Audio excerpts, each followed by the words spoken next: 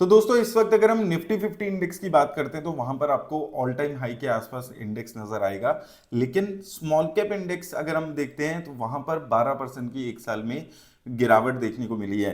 अब ऐसे में जो रिटेल इन्वेस्टर्स हैं जो इन्वेस्ट कर रहे थे पिछले 1 डेढ़ साल 2 साल से रिसेंटली इन्वेस्ट कर रहे हैं, उनके पोर्टफोलियो 20-30% तक गिरे हुए हैं। और बहुत सारे इन्वेस्टर्स हैं जिन्होंने पिछले पीक के आसपास शुरू किया है, लगभग 1.25 साल 1.5 साल पहले।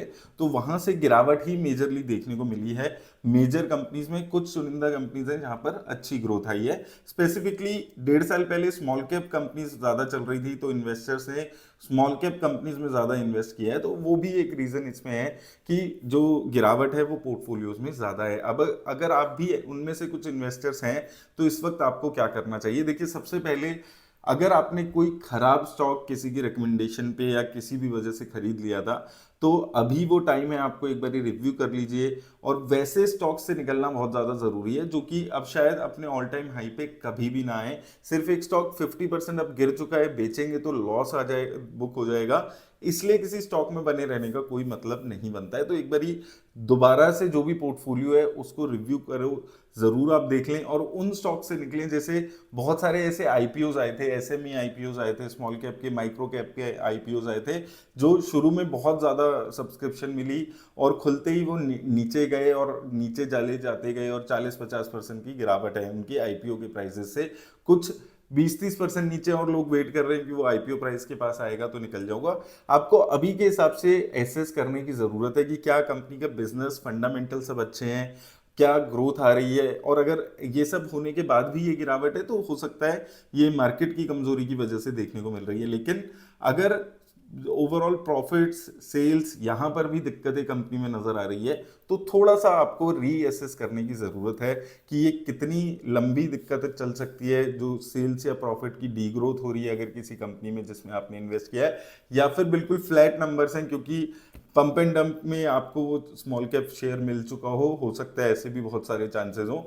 तो उस केस में आपको देखना जरूरी है कि क्या वो प्रॉफिट्स या सेल्स की कोई ग्रोथ हो रही है, कंपनी कुछ कमिट कर रही है, मैनेजमेंट आकर कुछ लोगों से इन्वेस्टर्स की जो प्रेजेंटेशन हैं वो दे रहे हैं नहीं दे रहे, ये सारी चीज़ें देखनी ज़रूरी है इस वक्त। और उसको देखकर वो जो स्टॉक्स हैं उनसे निकलने की ज़रूरत है।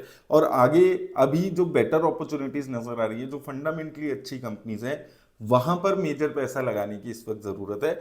वहां से आपको एक अच्छी ग्रोथ मिलेगी। सिर्फ वो पुराने स्टॉक्स जो गलती से खरीद लिए थे, मार्केट की नॉलेज कम थी, किसी के कहने पे खरीद लिए थे और वो अब अच्छा परफॉर्म नहीं कर रहे और आपको भी रियलाइज है कि ये अब अच्छा परफॉर्म नहीं करेंगे, तो ऐसे स्टॉक से जरूर आपको टाइम से यहाँ पर निकलना है। और सिमिलरली म्यूचुअल फंड्स में अगर आप इन्वेस्ट कर रहे हैं तो वहां पर भी किसी स्मॉल कैप फंड में जहां पर परफॉर्मेंस नहीं दिख रही है वहां से आपको निकलने की जरूरत है। तो वो सारा रीअसेसमेंट जरूर आप एक बारी कर लीजिए क्योंकि ये मार्केट में चलता रहेगा। अभी और कंपनीज आएगी जिसमें अच्छी रिटर्न्स आएंगी, तो वो सारी चीजें आपको रीअसेस एक बारी करके अपने पोर्टफोलियो में पार्शियल लॉस अगर आपको लगता है खराब कंपनीज हैं तो वहां से पैसा शिफ्ट करके अच्छी कंपनीज में थोड़ा बहुत चेंजेस करने चाहिए। और उसके साथ साथ ओवरऑल अपना जो डाइवर्सिफिकेशन है एसेट का वो भी एक बारी रीअसेस करने की जरूरत ऐसे में है। तो अगर आप ये 2-3 चीजें करेंगे तो आपका जो पोर्टफोलियो है, एक तो उससे जो कचरा कंपनीज हैं वो बाहर हो जाएंगी और एक अच्छा पोर्टफोलियो एटलीस्ट आपका बन जाएगा, ताकि आपको एटलीस्ट पता हो, चाहे आपके पोर्टफोलियो में 10 कंपनीज हो, आपको पता हो कि ये कंपनीज आने वाले टाइम में कैसा परफॉर्म कर सकती हैं। तो उससे वो इंप्रूवमेंट ओवरऑल आपको आने वाले टाइम में मिल जाएगी। तो ये जो लॉसेज हैं इनको एज अ लर्निंग लेके आगे की शुरुआत कर सकते हैं। उम्मीद करता हूँ आपको हेल्प मिलेगी।